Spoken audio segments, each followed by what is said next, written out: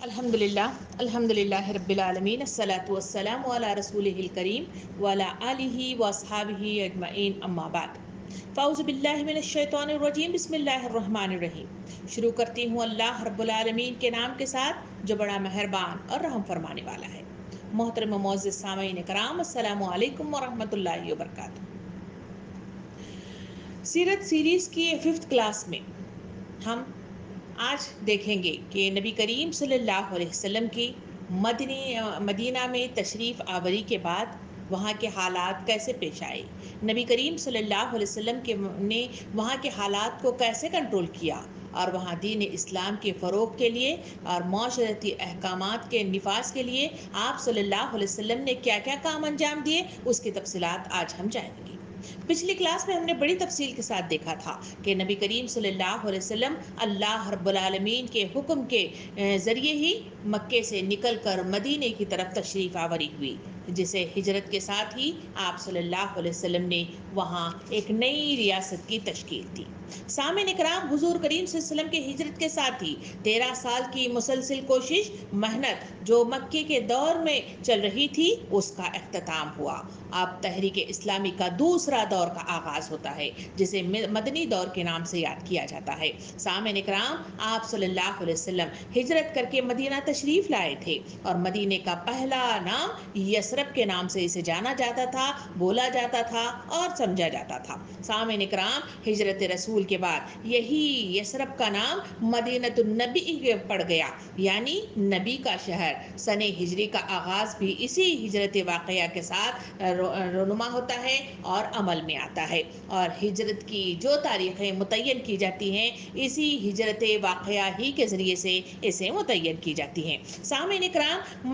مدینہ یثرب کے نام سے یہودیوں کا آباد کردہ یہ قدیم شہر تھا، جہاں نبی کریم صلی اللہ علیہ وسلم ہجرت کر کے تشریف فرمائے تھے۔ یہاں جوں ان یہودیوں کی نسلیں پھیلنے لگ گئی تھی، اس کے سلسلے میں کہا جاتا ہے کہ مدینے کے آس پاس ان کی نئی بستیاں قائم ہو گئی تھی، اور ساتھ ساتھ ان کے چھوٹے چھوٹے جنگی قلعے بھی تعمیر ہونے لگے تھے۔ چنانچہ پورا علاقہ یہود کے مغربی مذہبی سیاسی تسلط کا شکار ہو گیا تھا، اور وہاں انہوں نے اپنا غلبہ حاصل کر لیا تھا۔ سامعین اکرام، دوسرا اس مدینے کے سلسلے میں یہ بھی کہا جاتا ہے کہ یہاں مدینے میں انصار بھی رہتے تھے یہودیوں کے ساتھ ساتھ میں۔ ان کا اصل وطن یمن تھا، اور قحطان کا خاندان یہ تھا جو انصار کے نام سے جانا گیا۔ ان کے سلسلے میں کہا جاتا ہے کہ قحطان کا خاندان ان کا نسلی سرچشمہ تھا۔ جس زمانے میں عری میں نامی مشہور سیلاب نے بالکل پوری طرح سے تباہی مچائی تھی، اسی زبان میں قحطان کے قبیلے میں سے اوس اور خزرج نام کے 2 بھائی جو 2 بہنوں سے تعلق رکھتے تھے، ان کے سلسلے میں کہا جاتا ہے کہ مدینہ تشریف لائے تھے، اور یہاں انہوں نے اپنا مقام آباد کر لیا تھا۔ انہی کے سلسلے میں کہا جاتا ہے کہ اس طرح مدینہ انصار یہودیوں سے آباد ہو گیا تھا، کہ یہ قدیم شہر ہے، اور اسی قدیم شہر میں یہ دونوں یہودی بھی رہا کرتے تھے اور انصار بھی اسی مدینے میں ایک دوسرے کے ساتھ مل کر رہا کرتے تھے۔ سامعین اکرام، نبی کریم صلی اللہ علیہ وسلم مدینہ یعنی اس نقلستان کو، کیونکہ مدینہ ایک نقلستان ہے، اس کے سلسلے میں کہا جاتا ہے کہ 2 شنبہ 27 ستمبر 622 عیسوی کو نبی کریم صلی اللہ علیہ وسلم مدینہ میں تشریف آوری ہوئی تھی۔ آپ صلی اللہ علیہ وسلم اللہ کے اذن ہی سے ابو ایوب انصاری رضی اللہ عنہ کے گھر آپ نے قیام کیا تھا، کیونکہ آپ کی اونٹنی اللہ ہی کے اذن کے تحت وہاں ان کے گھر کے پاس آ کر رک گئی تھی، جس کی تفصیلات ہم پچھلی کلاس میں دیکھ چکے ہیں۔ یہی وہ قیام مدینے سے کچھ فاصلے پر ان کا قیام تھا، اور یہ ابو ایوب انصاری رحمۃ اللہ علیہ یہ قبا کی وادی میں رہتے تھے۔ آپ صلی اللہ علیہ وسلم جب اونٹنی اس گھر کے پاس رک گئی تو آپ صلی اللہ علیہ وسلم نے اللہ کے اذن کو پہچانا، اور ابو ایوب انصاری رحمۃ اللہ علیہ کے رضی اللہ عنہ عنہ کے گھر آپ وہاں تشریف لے گئے. آپ صلی اللہ علیہ وسلم یہاں 3 دن تک انہوں نے قباء کی اس وادی میں آپ صلی اللہ علیہ وسلم نے قیام کیا. اس قیام کے دوران میں آپ صلی اللہ علیہ وسلم نے جو کام کیے اس میں سب سے پہلا کام جو تھا وہ مسجد کی تعمیر تھی. سامعین اکرام، یہ اسلامی تاریخ کی پہلی مسجد ہے جسے مسجد قباء کے نام سے یاد کیا جاتا ہے. اور جو لوگ مدینہ حج یا عمرہ کے لیے جاتے ہیں اور وہاں اس مدینے میں وہاں زیارتوں کے دوران میں جہاں اس مسجد قباء کی مطلب جو ہے زیارت کی جاتی ہے، یہ وہی مسجد قباء ہے جو اسلام کی سب سے پہلی مطلب جو ہے تعمیر شدہ مسجدوں میں سے ایک ہے. ہر ایک نے اس مطلب جو ہے تعمیر کے دوران میں سیرت بتاتی ہے کہ تمام صحابہ کرام نے اپنا حصہ ڈالا تھا، حتیٰ کہ یہاں تک کہ نبی کریم صلی اللہ علیہ وسلم نے بھی اس تعمیر مسجد میں اپنا حصہ ایک مزدور کی حیثیت سے اس طرح ادا کر دیا تھا کہ تاریخ بتاتی ہے کہ آپ صلی اللہ علیہ وسلم بھاری بھاری پتھر اٹھا کر لا رہے تھے اور گاتے بھی جا رہے تھے، جس کا وہ عربی جو اشعار ہیں اس کا ترجمہ کچھ اس طرح بیان کیا جاتا ہے کہ کامیاب وہ ہے جو مسجدیں تعمیر کرے، اٹھتے بیٹھتے قرآن پڑھے اور راتوں کو عبادتیں کرے. یہ گاتے ہوئے وہ مسجد کی تعمیر کر رہے تھے. سامعین اکرام، یہ مسجد قباء کی تعمیر محض اینٹ پتھر اور گارے اور پھوس کا مجموعہ نہ تھی. اس میں خاتم النبیین کی طرف سے ایک عام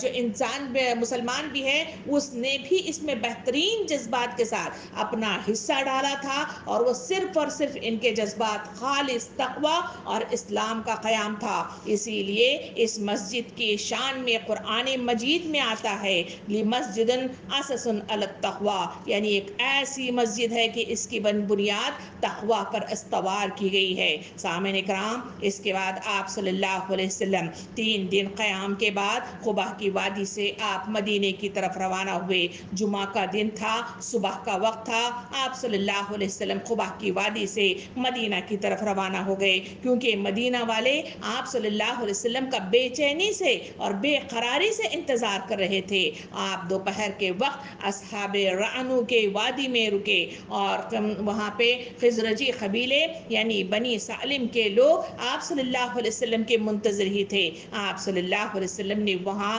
نماز ادا کی. یہ پہلا جمعہ تھا جو آپ صلی اللہ علیہ وسلم نے اس سرزمین مدینہ میں ادا کیا تھا، جو اس کے بعد ہمیشہ ہمیشہ کے لیے آپ صلی اللہ علیہ وسلم کا وطن بننے جا رہا تھا. سامعین اکرام، آپ صلی اللہ علیہ وسلم کا قیام ابتدا میں ابو ایوب انصاری رضی اللہ عنہ کے گھر 7 مہینے تک رہا. مدینے میں آپ صلی اللہ علیہ وسلم داخلے کے بعد جو پہلا کام کیا، سیرت مجھے اور آپ کو بتاتی ہے کہ وہاں بھی داخلے کے بعد آپ نے مسجد ہی کے کام کو ترجیح دی اور سب سے پہلا قیام مسجد ہی کا کیا. یوں ہی آپ صلی اللہ علیہ وسلم تھوڑا سا سکون پذیر ہوئے، مسافرت کی تھکن کم ہونے لگی، تو آپ صلی اللہ علیہ وسلم نے مدینے میں جو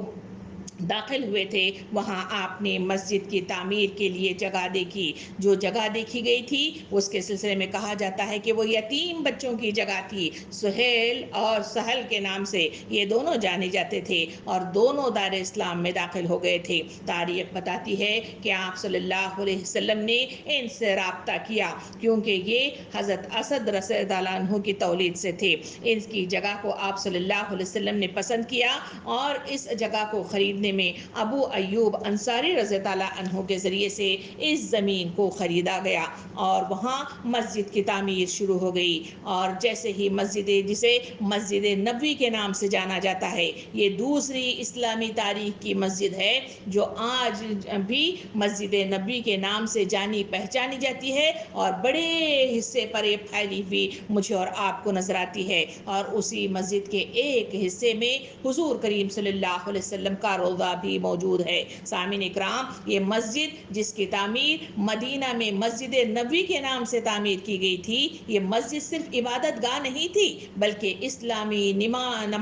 نظام تمدن و ریاست کا سرچشمہ اور مرکز بننے والی تھی. یہ مسجد حکومت کا دربار گیا تھی اور یہ حکومتی مشوروں کا ایوان تھا. یہی وہ مسجد تھی جن کی سوچوں کے ساتھ تعمیر ہو گئی تھی. یہ سرکاری طور پر مہمان خانہ بھی بننے جا رہی تھی، جمہوری علوم اور قومی لیکچر ہال کی حیثیت سے بھی یہ باقاعدہ طور پہ بنائی جا رہی تھی۔ یہ وہ مرکز تھا جس کے ذریعے سے نبی کریم صلی اللہ علیہ وسلم نے پیغام حق کی رسائی کا اور پیغام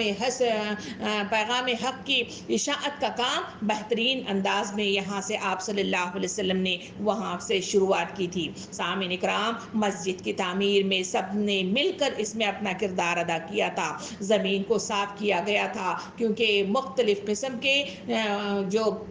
کھجور کے درخت سے اس سے مطلب جو ہے ڈھکی ہوئی تھی، اور وہ سارے کھجور کے کچھ درخت ایسے تھے جو سوکھ کر مطلب جو ہے کھڑے ہو گئے تھے۔ آپ صلی اللہ علیہ وسلم نے اس زمین کو پاک و صاف کیا اور صحابہ کرام کی مدد کے ذریعے سے کھجور کے جو درخت سوکھے ہوئے تھے ان کے پورے اوپر کے حصے کو پتوں کو چھانٹ دیا گیا اور ان کے تنوں کو باقی رکھا گیا۔ ان کے جو تنے تھے اس کو ستون بنایا گیا اور ان کے پتوں کو چھت کی طور پر ان پتوں کا استعمال کیا گیا۔ تاریخ بتاتی ہے کہ کچی اینٹوں اور گارے سے اس کی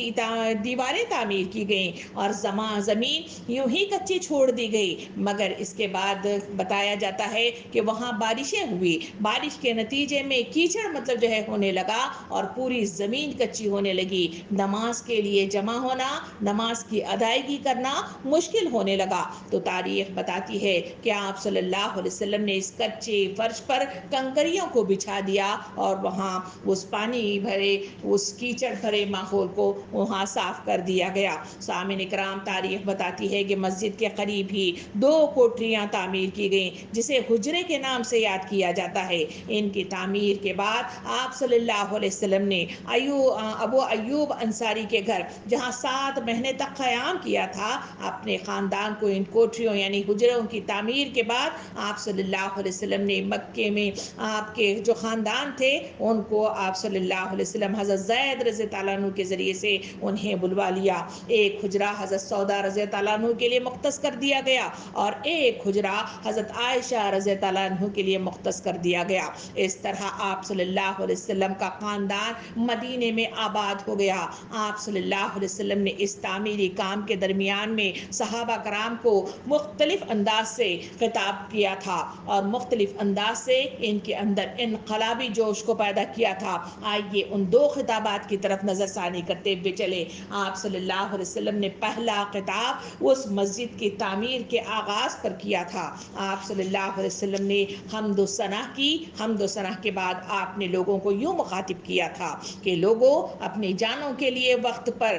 کچھ کمائی کر لو، خوب جان لو کہ خدا کی قسم تم میں سے ہر ایک پر موت وارد ہوگی اور وہ اپنے گلے کو اس حال میں چھوڑ کر رخصت ہوگا کہ کوئی ان کا چرواہا نہ رہے گا جو اسے ان کے پروردگار کی طرف سے ایسے عالم میں خطاب کیا جائے گا جبکہ بیچ میں کوئی ترجمان نہیں ہوگا۔ کہا جائے گا کہ کیا تجھ تک میرا رسول نہیں پہنچا تھا جس نے بات تجھ تک پہنچائی ہو؟ پھر کیا میں نے تجھے مال نہیں دیا تھا اور تجھ پر نوازش نہیں کی تھی؟ تو پھر اپنے جان کے لیے تو نے کیا طریقہ اپنایا؟ بس وہ دیکھے گا کہ دائیں بائیں لیکن کچھ نہ دکھائی دے گا، پھر سامنے کی طرف نگاہ ڈالے گا مگر بجز جہنم کے اور سامنے کچھ نظر نہیں آئے گا۔ سو جس کو بھی توفیق ہو وہ کھجور کی ایک پھانک کے عوض ہی اپنے چہروں کو دوزخ کی آگ سے بچانے کے لیے کچھ کر سکتا ہے تو کرے، جو اتنا بھی نہ کر سکے وہ کوئی بھلی بات کہہ کر ہی بچاؤ کرے، کیونکہ نیکی کا بدلہ 10 گناہ سے لے کر 700 گناہ تک ملتا ہے۔ تم پر سلامتی ہو اور اللہ کی رحمتیں اور برکتیں وارد ہوں۔ سامعین اکرام، یہ پہلا خطاب تھا جو نبی کریم صلی اللہ علیہ وسلم نے مدینے میں داخلے کے بعد مسجد کی تعمیر کے شروعات میں تمام صحابہ کرام کو ایک جگہ جمع کر کے، جنہوں نے اس مسجد کی تعمیر میں اپنا حصہ ڈالنا شروع کر دیا تھا، ان سب کو جمع کر کے آپ صلی اللہ علیہ وسلم نے حقیقت کی آگاہی دی۔ نبی کریم صلی اللہ علیہ وسلم کا ساتھ دینے، اسلام پر قائم رہنے، جہنم سے دور ہونے کے لیے اپنے مقصد عظیم کی تکمیل کے لیے کیا کرنا چاہیے، ان کو باقاعدہ طور پر ایک نقشہ خطاب کے ذریعے سے پیش کیا گیا۔ آپ صلی اللہ علیہ وسلم اسی خطبے کے ساتھ ہی آپ نے اس کام کی شروعات کی۔ اس کے بعد جب کام کی تکمیل ہونے لگی تو آپ صلی اللہ علیہ وسلم نے پھر سے خطاب کے ذریعے سے عوام الناس کو پھر سے دین کی آگاہی دی، جن کا خطاب تھا وہ تاریخ کے صفحات میں قلم بند کر دیا گیا ہے۔ آئیے دوسرے خطاب کو بھی سنتے ہوئے چلیں۔ آپ صلی اللہ علیہ وسلم نے صحابہ کرام کو مخاطب ہو کے حمد و ثنا کے بعد ساری تعریف اللہ رب العالمین کے لیے ہے، اس حمد و ثنا کے بعد آپ صلی اللہ علیہ وسلم نے بات کی شروعات کی۔ میں اسی سے مدد چاہتا ہوں۔ ہم سب اپنے دلوں کی شرارتوں اور اپنے اعمال کے خرابیوں کے مقابلے میں اللہ ہی کی پناہ طلب کرتے ہیں، بس اللہ ہدایت دے، اسے کوئی گمراہ کرنے والا نہیں، اور جسے وہ ہدایت سے محروم کر دے اس کے لیے کوئی رہنمائی نہیں ہے۔ میں گواہی دیتا ہوں کہ اللہ کے سوا جو کچھ ہے اور جس کے ساتھ کوئی دوسرا حصے دار نہیں ہے، کوئی قابل عبادت و اطاعت ہستی نہیں ہے۔ بلا شبہ بہترین بیان اللہ تبارک و تعالیٰ کی کتاب ہے۔ جس شخص کے دل کے لیے اللہ نے اس کو محبوب بنا دیا اور جسے کفر کے لیے اسلام میں داخل کیا، اور جس نے سارے انسانی بیانوں کے مقابلے میں اسے اپنے لیے پسند کر لیا، اس نے فلاح پائی۔ یہ بہترین بیان ہے اور سب سے زیادہ مؤثر۔ تم وہی کچھ پسند کرو جو اللہ کو پسند ہے، اور اللہ سے اخلاص کے ساتھ محبت کرو، اللہ کے کلام سے تغافل نہ برتو، اور تمہارے دل کے لیے سخت نہ ہونے چاہیے، چونکہ یہ حقیقت ہے کہ اللہ جو کچھ پیدا کرتا ہے اس میں سے بہتر کو چھانٹتا اور منتخب کرتا ہے۔ سو اس نے اعمال میں سے بہترین اور بندوں میں سے برگزیدہ ترین اور بیانوں میں سے پاکیزہ ترین کو متعین فرما دیا ہے۔ نیز انسانوں کو جو کچھ دیا گیا ہے ان سب میں کچھ حلال ہے، کچھ حرام ہے، بس اللہ کی غلامی اختیار کرو، اس کے ساتھ کسی کو شریک نہ قرار دو، اس کے غضب سے بچو اور اس سے جیسا کہ بچنے کا حق ہے، اور اللہ کے حضور میں وہ سارے پاکیزہ اقوال سچ کر دکھاؤ جس کو تم اپنی زبانوں سے ادا کرتے ہو، اور اللہ کی رحمت کے ذریعے سے ایک دوسرے سے محبت کا رشتہ استوار کرو۔ یقیناً اللہ ناراض ہوتا ہے اگر اس کے ساتھ باندھے ہوئے ایمان کے عہد کو توڑ دیا جائے اور تم پر سلامتی ہو۔ سامعین اکرام، یہ دوسرا خطاب تھا جو نبی کریم صلی اللہ علیہ وسلم نے وہاں موجود مدینے میں دوسرا خطاب کیا تھا۔ اس کے ذریعے سے واضح طور پر انسانوں کو بتا دیا گیا کہ لوگوں، شرک اللہ کی نظر میں قابل قبول نہیں ہے۔ اطاعت کرنا اور حضور کریم صلی اللہ علیہ وسلم کی بات کو ماننا، اس کے مطابق زندگیوں کو استوار کرنا اور اللہ رب العالمین کے آگے عبادت کے ذریعے سے اپنے آپ کو سونپ دینا، یہی قابل حق طریقہ ہے، اور جو اس کو اپنائے گا وہ کامیاب ہوگا، اور جو اس کو ٹھکرائے گا وہ ناکام و نامراد ہو جائے گا۔ اس خطاب کے ذریعے سے جوش بھر دیا گیا، اس خطاب کے ذریعے سے لوگوں کو آگاہی دی گئی، اور اس کے ذریعے سے آپ صلی اللہ علیہ وسلم نے لوگوں کو مخاطب کیا۔ سامعین کرام، مدینے کے مسلمانوں کو آپ صلی اللہ علیہ وسلم نے انصار کے نام سے ان کو لقب دے دیا، یعنی انصار کہتے ہیں مددگار کو۔ اس کے مد مقابل میں آپ صلی اللہ علیہ وسلم نے قریش کے لوگ اور دوسرے قبائل سے جو اشخاص اپنا گھر بار چھوڑ کر مدینہ منتقل ہونے لگے تھے، آپ صلی اللہ علیہ وسلم نے ان تمام لوگوں کو مہاجر کا لقب دیا، یعنی ہجرت کر کے آنے والے لوگ، یعنی وہاں انصار تھے جنہوں نے میزبانی ادا کی تھی، اور ایک تھے مہاجر جو دور دور سے اپنا اللہ کی خاطر انہوں نے اپنی ہجرت مکمل کرتے ہوئے مدینہ میں تشریف لائے تھے۔ اسلام کی آواز اسی کے ساتھ ہی دور دور تک بلند ہونے لگی، اور جہاں جہاں تک یہ آواز بلند ہوئی تھی وہاں اللہ کے رسول صلی اللہ علیہ وسلم نے حکم صادر کر دیا تھا کہ جو لوگ اس دار اسلام میں داخل ہو گئے ہیں وہ جہاں کہیں بھی دور دور مقیم ہیں، ان سب کو وہاں سے نکل کر مدینے کی ریاست میں تشریف آوری ہونی چاہیے۔ اس حکم کے ساتھ ہی، اس اعلان کے ساتھ ہی جو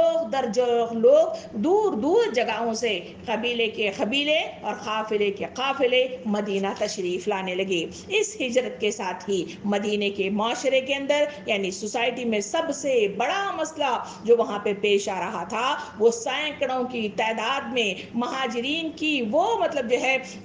آنے والی وہ کھپت تھی جو یہاں پر تشریف لا رہے تھے۔ سامعین کرام، لوگ گھر بار چھوڑ کر، اپنے کاروبار چھوڑ کر، اپنے خاندان چھوڑ کر، اپنا مال چھوڑ کر، اللہ کے دین کے خاطر اور رسول کی پکار کے مطابق وہ وہاں پہ تشریف لا رہے تھے، اور ہزاروں کی تعداد میں یہ لوگ جہاں آ رہے تھے، اس کے سلسلے میں اگر اس مسئلے کی طرف غور و فکر کر کے دیکھا جائے تو دنیا کے اندر ہمیشہ ایسا رہا ہے جہاں چھوٹی آبادی میں جب بہت زیادہ لوگ دوسری طرف سے مائگریٹ کر کے آنے لگ جاتے ہیں، وہاں ان کی کھپت کو مطلب جو ہے جذب کر لینا اور انہیں وہاں پہ آباد کرنا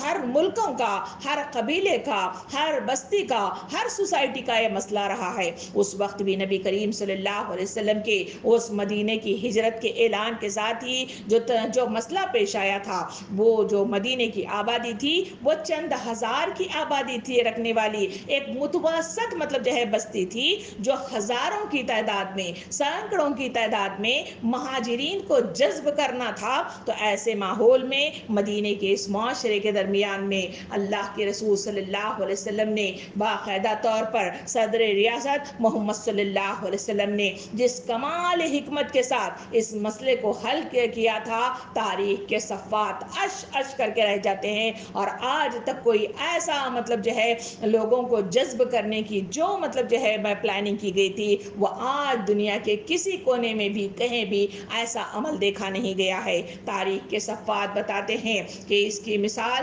بہترین مثال ہے، آپ صلی اللہ علیہ وسلم نے ہجرت کے 5-6 ماہ بعد آپ نے مہاجرین کو وہاں پہ جمع ہونے کا جہاں حکم دیا تھا، سینکڑوں کی تعداد میں لوگ مہاجر کے حیثیت سے تشریف آ رہے تھے، محض ایک اخلاقی اپیل آپ صلی اللہ علیہ وسلم نے کی، اس پر پاس و پیچ مسئلے کو چند روز کے اندر حل کر دیا تھا۔ تاریخ بتاتی ہے کہ آپ صلی اللہ علیہ وسلم نے ایک ایک مہاجر کو ایک ایک انصار کا بھائی بنا دیا، ایک نئی برادری پیدا کر دی، جس کے نتیجے میں انصار نے اپنے مہاجر بھائیوں کو سر آنکھوں پہ بٹھا دیا۔ تاریخ بتاتی ہے کہ انہوں نے ان مہاجر بھائیوں کو اپنے سگے بھائیوں کا سلوک پیش کر دیا، انہوں نے اپنے مال، اپنے مساکن، اپنے باغ، اپنے کھیت آدھے آدھے کر کے بانٹ دیے، حتیٰ کہ انہوں نے آنے والے مہاجرین کی عفت و آبرو کو بچانے کے لیے، غلط مطلب جو ہے رجحانات سے بچانے کے لیے، جن کے پاس 2 بیویاں تھیں،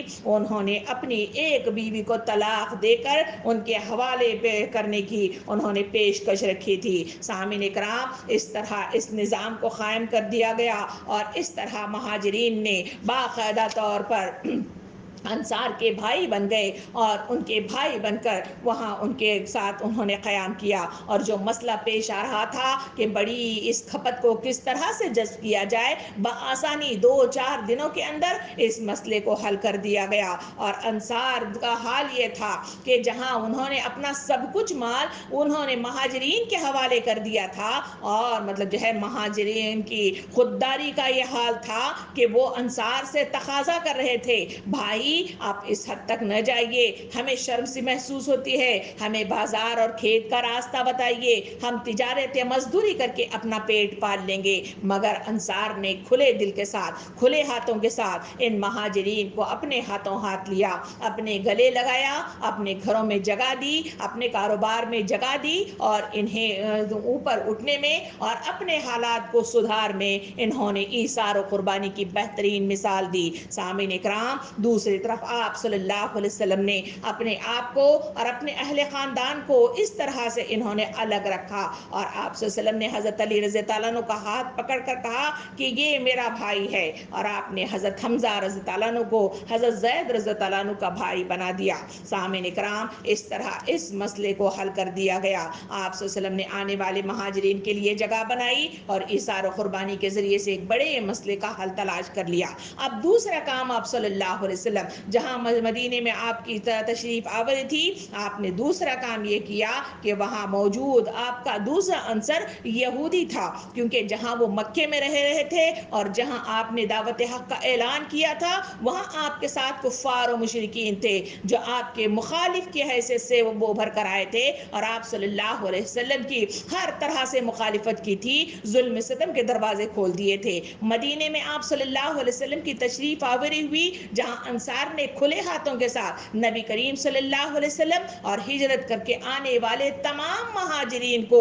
ہاتھوں ہاتھ لے کر جہاں گلے لگا لیا تھا، وہاں ساتھ رہنے والا ایک دوسرا عنصر بھی تھا، اور وہ یہود تھا۔ یہاں مدینے میں بڑی تعداد میں رہنے والے لوگ تھے، اور یہ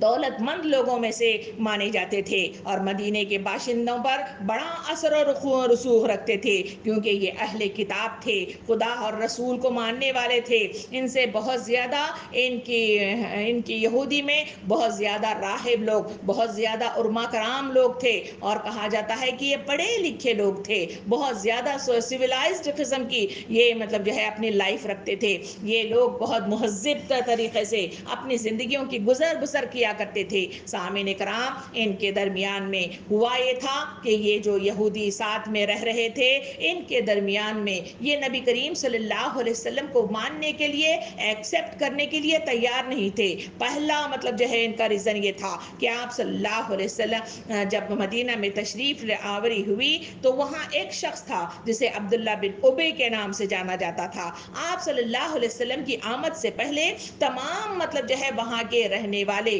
انصار بھی جو تھے وہ لوگ ہوں یا یہودی لوگ ہوں، سارے کے سارے اوس اور خزر کے تمام قبیلے والوں نے متفقہ رائے کے مطابق یہ رائے قائم کی تھی کہ عبداللہ بن ابی کو بادشاہ بنایا جائے اور اسے سردار بنایا جائے۔ یہ وہاں کا امیر ترین شخص مانا جاتا تھا، اسی لیے اس نے اپنے لیے، کیونکہ مطلب جو ہے یہ امید بن گئی تھی اور وہ بادشاہ بننے ہی والا تھا، اس وجہ سے اس نے اپنے لیے ایک تاج بھی بنا رکھا تھا۔ مگر نبی کریم صلی اللہ علیہ وسلم کی آمد اور وہاں کے لوگوں کا ایمان مطلب جو ہے لے آنا اور بیعت عقبہ اور بیعت ثانیہ کے ذریعے سے بڑی کثیر تعداد میں نبی کریم صلی اللہ علیہ وسلم کی دین پر قائم ہو جانا، اس کے لیے مطلب جو ہے یہ اس کے خواہشات کو خاتمہ کرنے کے برابر تھا۔ دوسری وجہ جو یہودی نبی کریم صلی اللہ علیہ وسلم کو پسند نہیں کرتے تھے، دیکھا گیا تھا کہ آپ نبی تو ہیں مگر مطلب جو ہے انہوں نے مطلب جو ہے دیکھا کہ جس نبی کا انتظار وہ کر رہے تھے، جس کا ذکر وہاں بسنے والے مدینے کے ہر شخص کے ساتھ کرتے تھے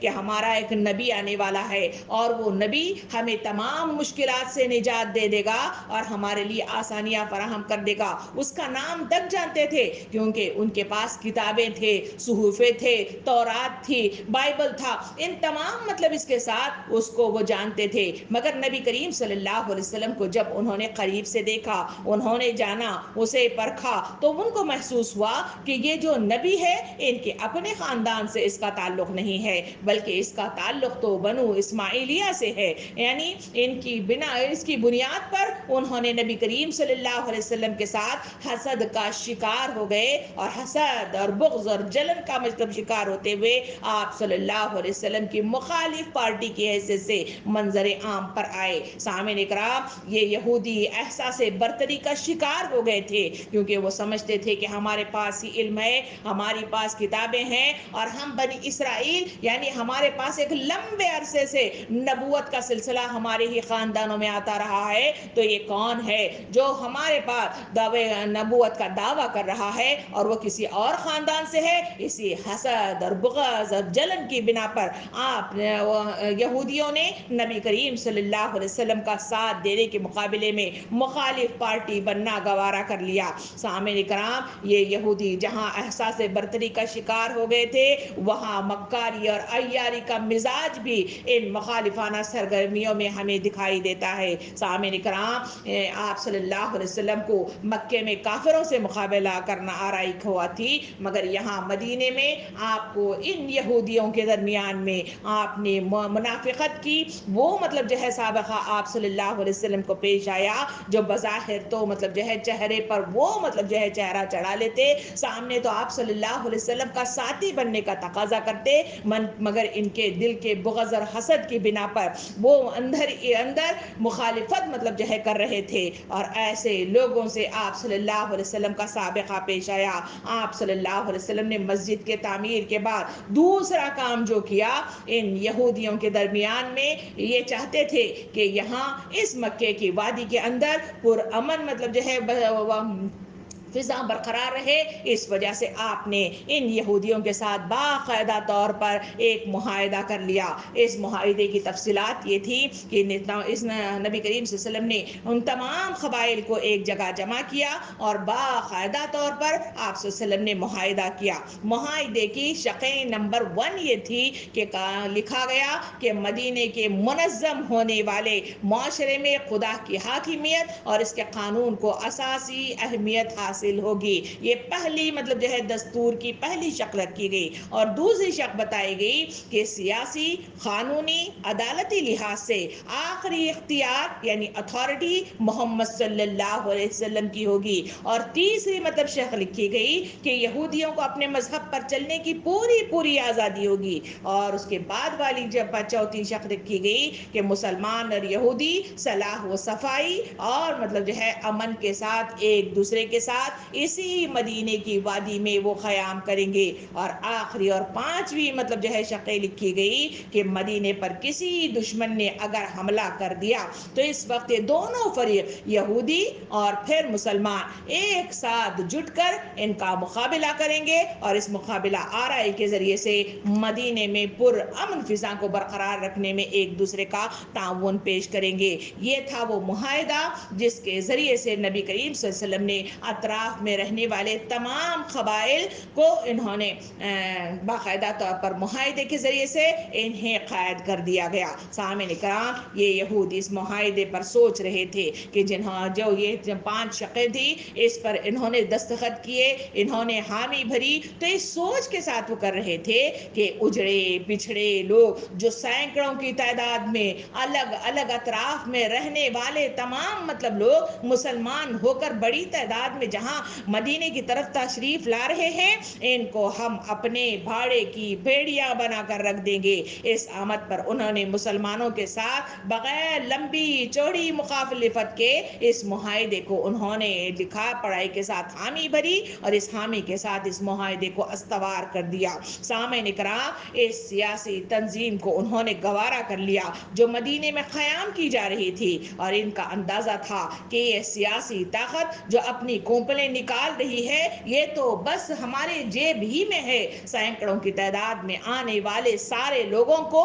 ہم اپنی طرف راغب کر لیں گے، ہم مختلف طریقے سے اپنا پرچار کریں گے، اور ان کے درمیان ہم نبی کریم صلی اللہ علیہ وسلم کی مخالفت کرتے ہوئے ان کے ذہنوں کو بنا کر اپنی طرف ہم اپنی طاقت کو بڑھا لیں گے۔ اس سوچ کے ساتھ انہوں نے اس معاہدے کا باقاعدہ طور پر حامی بھری اور دستخط کر دیے تھے۔ مگر دوسری طرف کا یہ حال تھا کہ مدینے میں مہاجرین اور انصار کو بھائی بھائی بنا کر آنے والوں کے لیے نبی کریم صلی اللہ علیہ وسلم نے جو جگہ بنائی تھی، اس معاہدات کے ذریعے سے ماحول کو پرامن کر دیا گیا تھا۔ اور تیسرا، جو لوگ اپنے آپ کو علم سیکھنے کے لیے وقف کرے تھے، آپ صلی اللہ علیہ وسلم نے مسجد نبوی میں ایک چبوترا تعمیر کیا، اور اس چبوترے کو اصحاب صحف کے نام سے یاد کیا جاتا ہے۔ وہاں بہت سارے لوگ جو دین حق کے تعلیم کے لیے اور دین کی تمام باتوں کو سیکھنے کے لیے، قرآن مجید کی تعلیم حاصل کرنے کے لیے وہاں انہوں نے وقف کر کے وہاں اس چبوترے پر انہوں نے قیام کر دیا تھا۔ سامعین کرام، اس کے نتیجے میں ہوا یہ تھا کہ مدینے کے اندر دور دور تک اسلام پھیلنا شروع ہو گیا، اس نظم پرامنیت کے ذریعے سے، جہاں نبی کریم صلی اللہ علیہ وسلم نے سب سے پہلا کام جو کیا مسجد کی تعمیر کی، نمبر دوسرا کام جو کیا وہاں باقاعدہ طور پر معاہدات کر دیے گئے،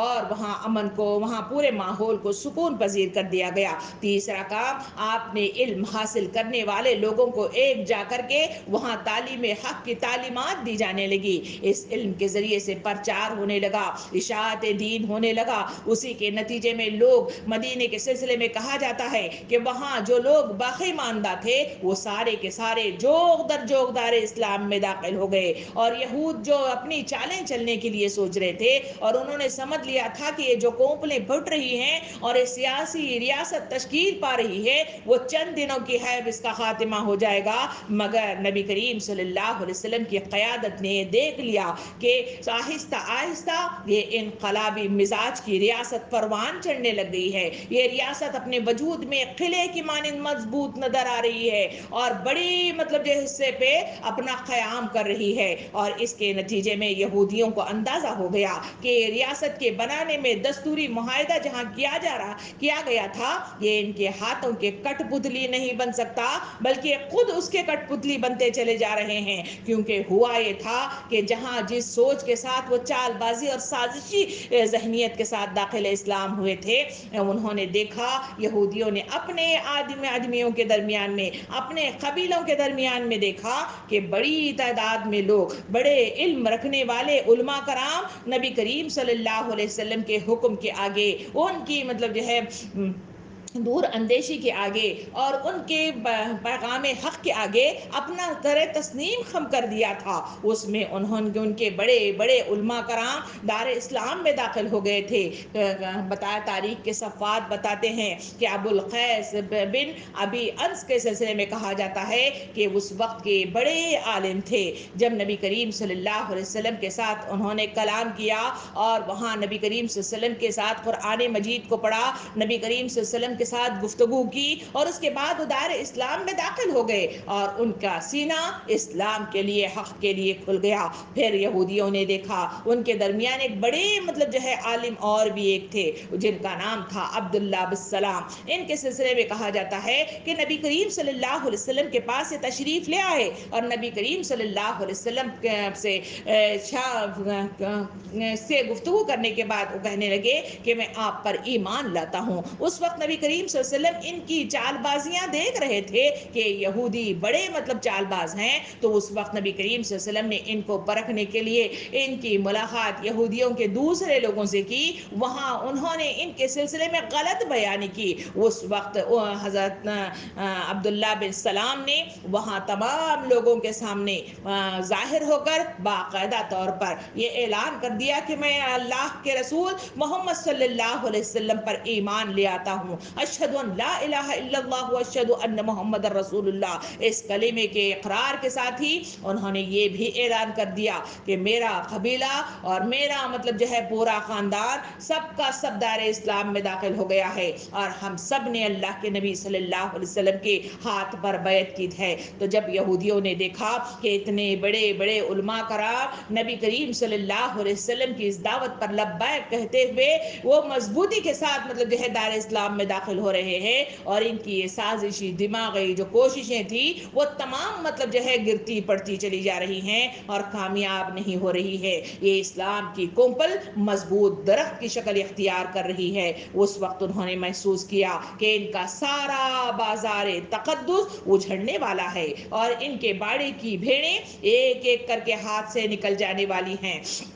ان کا یہ جو سودا باز مطلب جو ہے جو سازشیں تھی، انہوں نے یہود کو مہنگا مطلب جو ہے بنا دیا تھا۔ ایک طرف وہ بروئے معاہدہ مسلم ریاست کے نظام کے پابند ہو چلے تھے، کیونکہ انہوں نے معاہدے کے اعتبار سے جو شقیں اس میں بتائی گئی ہیں اس کے اعتبار سے نبی کریم صلی اللہ علیہ وسلم کی بات کا اقرار کے ساتھ انہوں نے اس کا عہد بھی کر لیا تھا، اسے مان بھی لیا تھا اور تعاون کرنے کا انہوں نے اقرار بھی کر لیا تھا۔ دوسری طرف مسلمانوں کے ساتھ دفاعی مقصد کے لیے حلیفانہ معاہدات استوار کر چکے تھے، اور تیسری طرف وہ دیکھ رہے تھے کہ سب کچھ جس مقصد کے لیے کیا گیا تھا وہ سارا غارت ہو رہا ہے، چنانچہ اندر ہی اندر وہ حسد کا شکار ہو گئے، اور اس شکار ہونے کے نتیجے میں حسد ابل ابل کر بہنے لگا، اور اس کے نتیجے میں ہر طرف ان کی مطلب جو ہے مختلف قسم کی سازشی جو حرکات تھے وہ نبی کریم صلی اللہ علیہ وسلم کے سامنے رونما ہونے لگی۔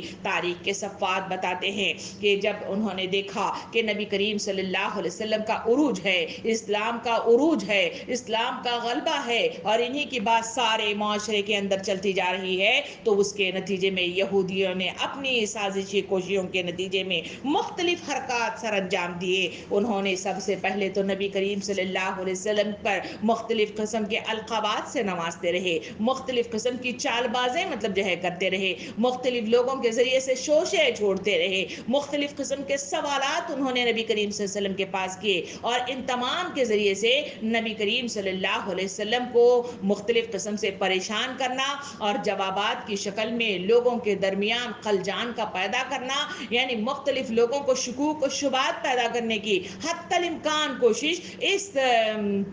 یہودی قبیلوں نے وہاں پہ کی، جو تاریخ کے صفحات اور قرآنی آیات اس کی طرف مجھے اور آپ کو اشارہ کرتے ہیں۔ ان میں سے اگر کچھ واقعات کی طرف نظر ثانی کرتے ہوئے چلے تو ایک واقعہ ہمارے سیرت کی کتابوں میں یہ بھی ملتا ہے کہ اسی دور کے دوران میں جب عبداللہ بن سلام رضی اللہ عنہ کے نے اسلام قبول کر لیا اور ان کے ایک جلیل القدر مطلب جو ہے عالم دین دار اسلام میں داخل ہو گئے اور ان کا مطلب جو ہے وہ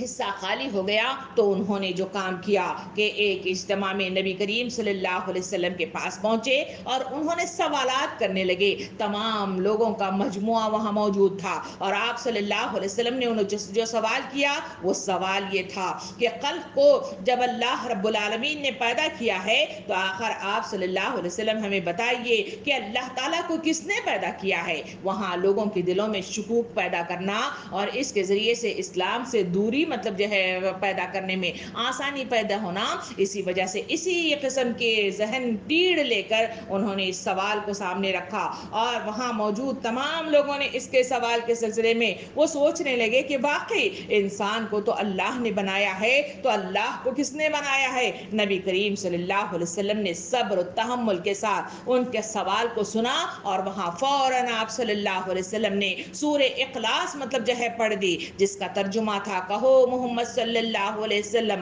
اللہ ایک ہے، وہ بے ہمہ ہے، نہ کوئی اس کی اولاد ہے نہ وہ کسی کی اولاد ہے اور کوئی اس کا ہمسر نہیں ہو سکتا۔ اس کلمے کے ساتھ ہی آپ صلی اللہ علیہ وسلم نے ان کو منہ توڑ جواب دے دیا، جس کے نتیجے میں ان یہودیوں نے دیکھا کہ وہاں پر تمام لوگ جن کی مخالفت کرنے کے لیے، جن کو مطلب جو ہے ذہنی طور پر ان کو شکوک و شبہات پیدا کرانا چاہتے تھے، مگر اس جواب کے ذریعے سے سب لوگ ان کے حامی بن گئے اور انہوں نے اس جواب پر لبیک کہتے ہوئے کئی لوگ دار اسلام میں داخل ہو گئے۔ وہ جھنجھلا اٹھے، وہ پریشان ہو اٹھے اور انہوں نے مختلف حربے آزمانے کی جو کوششیں کی، اس میں دوسرا حربہ ایک اور بھی تھا۔ انہوں نے جو باقاعدہ ایک کام کیا، انہوں نے ایک گروپ تشکیل دیا اور گروپ کی شکل میں وہ نبی کریم صلی اللہ علیہ وسلم کی مجلس میں جا پہنچے، جہاں بیٹھ کر نبی کریم صلی اللہ علیہ وسلم وہاں کے لوگوں کو واض و نصیحت کیا کرتے تھے، ایک دوسرے کو حق کی نصیحت کیا کرتے تھے اور وہاں معاشرتی احکامات نبی کریم صلی اللہ علیہ وسلم ان کو بتاتے تھے اور معاشرے کو بہترین پرسکون بنانے کے لیے کیا اصول ضوابط تشکیل دیے جائیں، اسی مسجد میں بیٹھ کر آپ صلی اللہ علیہ وسلم مجالس کے ذریعے سے تمام کام کیا کرتے تھے۔ انہی کے درمیان میں یہ یہودی لوگوں کا ایک مطلب جو ہے گروپ وہاں پہ پہنچا اور وہ تمام مطلب جو ہے نبی صلی اللہ علیہ وسلم کے حلقے میں پہنچے اور انہوں نے نبی کریم صلی اللہ علیہ وسلم کو مخاطب ہو کے دوسرا جو کام کیا وہ یہ کام کیا، کہا کہ ہم مطلب جو ہے آپ کے پاس 4 سوالات لے کر آئے ہیں، اگر آپ صلی اللہ علیہ وسلم ہمیں ان سوالات کے جوابات صحیح اور صحیح مطلب دے دیں گے تو ہم آپ پر ایمان لے آئیں گے۔ آپ صلی اللہ علیہ وسلم مسکرا اٹھے، انہوں نے کہا کہ اگر آپ مطلب اس بات کا اقرار کرتے ہیں تو یہ ذمہ داری عہد کی تو آپ پر یعنی تم پر پڑتی ہے، تم مجھ سے جو پوچھنا چاہتے ہو پوچھو، میں مطلب جو ہے جواب دوں گا۔ آپ صلی اللہ علیہ وسلم کے پاس ان مطلب جو ہے گروہ یہود نے 4 سوالات رکھے اور عجیب قسم کے سوالات، خلجان قسم پیدا کرنے والے سوالات تھے۔ آئیے ان 4 سوالاتوں کو سنیں۔ انہوں نے 4 سوالات رکھے۔ پہلا مطلب جو ہے سوال تھا کہ بچہ ماں کے مشابہہ کیوں ہوتا ہے جبکہ وہ اپنے باپ کے نطفے سے تشکیل پاتا ہے؟ دوسرا سوال کیا گیا آپ کی نیند کی کیفیت کیا ہوتی ہے؟ تیسرا سوال کیا گیا کہ اسرائیل یعنی یعقوب علیہ السلام نے کیا چیزیں اپنے اوپر حرام کر لی تھی اور کیوں؟ اور ان کسوٹیوں پر تحریک اسلامی کی حقانیت کو جانچا جا رہا تھا۔ سامعین اکرام، چوتھا سوال جو ان کو نبی کریم صلی اللہ علیہ وسلم کو کیا گیا وہ یہ ہے کہ روح یعنی فرشتہ ہے، وہی کیا ہے؟ اس وقت نبی کریم صلی اللہ علیہ وسلم سے اگر دین کے معاملے میں کوئی سوالات کرتے، دین کی پرکھ کے لیے، معلومات کے لیے، ذہنی مطلب جو ہے خلجان کو دور کرنے کے لیے، شکوک و شبہات کو دور کرنے کے لیے اگر سوالات کیے جاتے تو ان کے لیے فائدہ مند ہوتا، مگر یہ سازشی لوگ جو وہاں پہ منافق کی حیثیت سے منظر عام پہ آئے تھے، جن کے دلوں میں بغض تھا، جن کے دلوں میں حسد تھا، جن کے دلوں میں ہمیشہ مطلب جو ہے مخالفت تھی، وہ لوگ اللہ کے دین کے خاطر نبی کریم صلی اللہ علیہ وسلم کو ماننے کے لیے بالکل بھی تیار نہیں تھے۔ اسی وجہ سے ایسے قسم کے سوالات لیے ہوئے نبی کریم صلی اللہ علیہ وسلم کے پاس پہنچے تھے۔ آپ صلی اللہ علیہ وسلم نے ان چاروں سوالات کو صبر و تحمل کے ساتھ سنا اور ہر ایک سوال کا جواب انہوں نے بڑے مطلب جو ہے حسن و خوبی کے ساتھ اسے مطلب جو ہے دے دیا۔ اس کے بعد آپ نے چوتھے سوال کی طرف جہاں وہ پہنچے تو آپ صلی اللہ علیہ وسلم نے آخری جواب یہ دیا کہ کہ جبرائیل علیہ السلام وہی فرشتے ہیں جو میرے پاس آتے ہیں اور اللہ کے کلام مجھ تک پہنچاتے ہیں، یہی وہ جبرائیل ہیں جو مطلب جو ہے دوسرے انبیاء کی طرف بھی آیا کرتے تھے۔ تو جیسے ہی مطلب جو ہے سوالات کے جوابات ان کو میسر ہوئے تو اس کے بعد ان کا تو کام یہ تھا کہ انہوں نے اقرار کیا تھا، انہوں نے عہد کیا تھا اگر سوالات صحیح کے صحیح مطلب دیں گے تو اس وقت ہم آپ صلی اللہ علیہ وسلم پر ایمان لے آئیں گے۔ نبی کریم صلی اللہ علیہ وسلم ان چاروں سوالات کے جیسے جیسے جواب دے رہے تھے وہ پکار اٹھ رہے تھے اللہم نعم، یعنی ٹھیک ہے اے ہمارے اللہ، یہ جوابات وہ اس وقت دے رہے تھے، مگر آخری جواب جیسے ہی انہوں نے نبی کریم صلی اللہ علیہ وسلم نے دیا وہ فوراً ان کا سازشی جو دماغ تھا انہوں نے فوراً نبی کریم صلی اللہ علیہ وسلم کو اپنی مطلب جو ہے کایا پلٹ کر اس طرح بیان کر دیا کہ اے جبرائیل علیہ السلام، جبرائیل علیہ السلام تو ہمارے دشمن ہیں، وہ فرشتہ ہے کہ جب وہ دنیا میں آتا ہے تو مصیبت اور خون خرابے کا پیغام ہی لے کر آتا ہے۔ یعنی اس طرح سے اقرار سے انکار کر کے وہ اپنے آپ کو ثابت کر رہے تھے کہ ہم دار اسلام میں داخل ہونے والے نہیں ہیں۔ اسی کے نتیجے ہی میں قرآن مجید میں باقاعدہ طور پر ان لوگوں کے لیے آیت اتری جس کا ترجمہ کچھ اس طرح ہے، اے محمد صلی اللہ علیہ وسلم، جو کوئی جبرائیل علیہ السلام کا دشمن ہو تو اسے کان کھول کر سن لے کہ قرآن کو اللہ رب العالمین نے تمہارے دلوں پر اپنے فرمان کے تحت اتارا ہے جو اپنے سے پہلے کی آسمانی کتابوں کی تصدیق کرتا ہے اور ایمان لانے والوں کے لیے عداوت اور مصیبت اور خون خرابے کا پیغام نہیں بلکہ ذریعہ ہدایت اور بشارت ہے۔ یعنی یہ باقاعدہ طور پر نبی کریم صلی اللہ علیہ وسلم کو آیات کریمہ یعنی وحی کے ذریعے سے ان آیات کو اتارا، اس کا یہودیوں کا باقاعدہ طور پر جواب دیا گیا اور منہ توڑ پر مطلب جو ہے کرتے ہوئے ان کا منہ بند کر دیا گیا۔ سامعین کرام، نبی کریم صلی اللہ علیہ وسلم کو ان سازشی گروہوں نے آپ صلی اللہ علیہ وسلم کو منافقت کے ذریعے سے مختلف طریقے سے اس طرح ستانے والی مختلف حرکتیں کی، مختلف طریقے سے الگ الگ سوالات کیے، کبھی پچھلی مطلب جو ہے قوموں کے سلسلے میں کہا، کبھی ایک واقعہ یہ بھی آتا ہے کہ آپ صلی اللہ علیہ وسلم کا ایک اونٹ مطلب جو ہے ادھر سے ادھر ہو گیا تھا، انہوں نے کہا کہ اگر آپ اللہ کے نبی رسول ہیں تو آپ کو معلوم ہونا چاہیے کہ وہ اونٹ کہاں ہے۔ اس طرح کی بے جا قسم کی مطلب جو ہے چیزوں کو وہ پوائنٹ آؤٹ کرتے اور مختلف طریقے سے نبی کریم صلی اللہ علیہ وسلم کو وہ تضحیق پہنچانے کی، مختلف طریقے سے اسلام کو مطلب جو ہے گرانے کی حتی الامکان کوششیں ان یہودیوں کے ذریعے سے سر انجام دی جا رہی تھی۔ سامعین اکرام، اس کے بعد جو حالات پیش آئے، اللہ رب العالمین نے ان کی بڑھتی ہوئی اس طاقت کو، ان کی مخالفت کو، ان کے مختلف قسم کی جو حرکتیں تھیں، ان سب کا سدباب کرنے کے لیے آپ صلی اللہ علیہ وسلم کو جہاں 16 مہینے مکمل ہو گئے تھے، آپ صلی اللہ علیہ وسلم بیت المقدس کا رخ کر کے نماز پڑھ رہے تھے، وہاں آپ صلی اللہ علیہ وسلم ساری مطلب جو ہے وہ تمام باتیں جو اللہ رب العالمین کی طرف سے کچھ مطلب جو ہے ہدایت اور براہ راست کوئی پیغام نہ پہنچا ہو اور کوئی نشاندہی نہ کی ہو تو آپ صلی اللہ علیہ وسلم یہودیوں کے کتابوں کے ذریعے سے ان کے درمیان میں جو کام سر انجام دیے جاتے تھے اس کو وہ مطلب جو ہے اپنے لیے قبول کر لیتے تھے۔ جیسا کہ ان کے سلسلے میں یوم عاشورہ کے سلسلے میں کہا جاتا ہے کہ وہ لوگ اس وقت روزہ رکھتے تھے، آپ صلی اللہ علیہ وسلم نے بھی اس وقت روزہ رکھا تھا۔ آپ صلی اللہ علیہ وسلم ان کے قبلہ یعنی بیت المقدس کی طرف وہ جو ہے رخ کر کے نماز پڑھتے تھے، آپ صلی اللہ علیہ وسلم بھی وہاں پہ رخ کر کے نماز پڑھتے تھے، اور بہت ساری ایسی جو چیزیں، کیونکہ ان کی کتابیں جو ان پر صحف اور کتابیں اتری ہیں ان کے درمیان میں جتنے پیغمبر آئے ہیں وہ سارے کے سارے وہی دین حق لے کر آئے ہیں، وہی خدا کی طرف سے مطلب جو ہے اس پیغمبر کی حیثیت سے وارد کر دیے گئے ہیں، وہی چیز نبی کریم صلی اللہ علیہ وسلم لے آئے ہیں۔ مگر اہل یہود وہ جانتے تھے، مگر اس کے باوجود کیونکہ حسد کی بنیاد پر وہ ان کی مخالفت کر رہے تھے، ایسے وقت میں نبی کریم صلی اللہ علیہ وسلم کو باقاعدہ طور پر ان سے چھانٹ کر ان کو الگ کرنا تھا۔ اس سے پہلے خانہ کعبہ کی جہاں تعمیر ہوئی تھی، خانہ کعبہ کو حضرت ابراہیم علیہ السلام نے اس کی تعمیر کی تھی، اور اس کے بعد بیت المقدس کے سلسلے میں آتا ہے کہ بیت المقدس حضرت سلیمان علیہ السلام نے مطلب جو ہے اس کی تعمیر کی تھی۔ تاریخ بتاتی ہے کہ حضرت موسیٰ علیہ السلام کے 4.5 صدیوں کے بعد حضرت سلیمان علیہ السلام نے اس بیت المقدس کو تعمیر کیا تھا، اور دور عثمانیہ ہی میں خدا پرستوں کا ایک قبلہ مقرر کر دیا گیا تھا۔ سامعین کرام، روایات کے مطابق یہ بتایا جاتا ہے کہ اللہ رب العالمین نے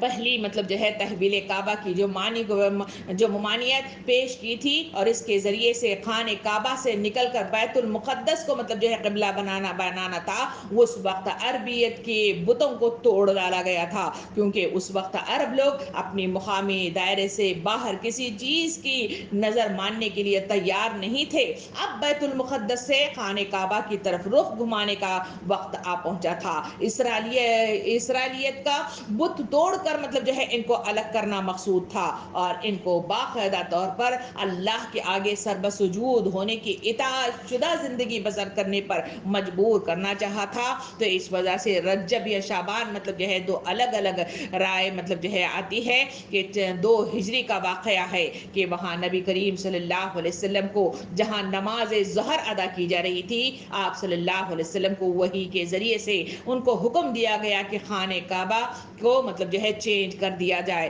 آیت کچھ اس طرح ہے کہ کہہ دو کہ ہم تمہیں اس قبلے کی طرف رخ پھیر دیتے ہیں جسے تم پسند کرتے ہو، سو اب مسجد حرام کی طرف رخ پھیر دو، اب جہاں کہیں بھی تم ہو اس کی طرف منہ کر کے نماز پڑھا کرو۔ یعنی یہ حکم جیسے ہی نبی کریم صلی اللہ علیہ وسلم کو 2 ہجری میں کا یہ واقعہ ہے کہ جہاں یہ پیش آیا، آپ صلی اللہ علیہ وسلم نماز ظہر کی حالت میں ہی جہاں 2 رکعتیں مکمل ہو چکی تھی، آپ نے مطلب جو ہے نیکسٹ مطلب تیسری رکعت میں انہوں نے خانہ کعبہ کو چینج کر دیا۔ تو اس قبلے کی چینجنگ کے ساتھ ہی نبی کریم صلی اللہ علیہ وسلم کے تمام مطلب جو ہے وہ جو ساتھی جو آپ کے پیچھے نماز پڑھ رہے تھے، وہ سارے کے سارے اتباع کے ساتھ ہی آپ کے نبی کریم صلی اللہ علیہ وسلم کا ساتھ دیتے ہوئے انہوں نے دوسرے کعبے کی طرف رخ کر کے اپنی نماز کو مکمل کر لیا تھا۔ اس کے بعد بتایا جاتا ہے کہ نبی کریم صلی اللہ علیہ وسلم نے تمام شہر میں یہ اعلان کر دیا کہ اب خانہ کعبہ بیت المقدس نہیں ہے، بلکہ اب خانہ کعبہ باقاعدہ طور پر یہ ہمارا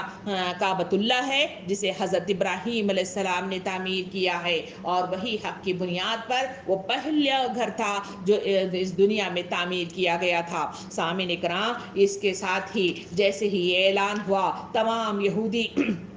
وہاں پہ پکار اٹھے کہ کیسا مطلب جو ہے نبی ہے، اس کا تو کوئی متعین مطلب جو ہے قبلہ ہی نہیں ہے، پہلے اس کو قبلہ بنایا گیا، اب اس کو قبلہ بنایا گیا، تو اس کا آخر ہے قبلہ کیا؟ اس طرح وہ اپنے دل کے پھپوڑے پھوڑنے لگے اور مختلف طریقے سے مخالفت کرنے لگے۔ تو اس وقت اللہ رب العالمین نے باقاعدہ طور پر آیات کریمہ سورہ آل عمران 90 سے 96 میں واضح طور پہ بتا دیا کہ بے شک سب سے پہلی عبادت گاہ جو انسانوں کے لیے تعمیر ہوئی وہی ہے جو مکہ میں واقع ہے، اس کو خیر و برکت دی گئی تھی اور تمام جہان والوں کے لیے مرکز ہدایت بنا دیا گیا تھا۔ اس میں کھلی ہوئی نشانیاں ہیں، ابراہیم علیہ السلام کا مقام عبادت ہے، اور اس کی شان یہ ہے کہ جو اس میں داخل ہوا مامون ہو گیا۔ لوگوں پر اللہ کا یہ حق ہے، جو اس گھر تک پہنچنے کی استطاعت رکھتا ہو وہ اس کا حج کرے، یا کوئی اس کے حکم کی پیروی سے انکار کرے تو اسے معلوم ہو جانا چاہیے کہ اللہ تمام دنیا والوں سے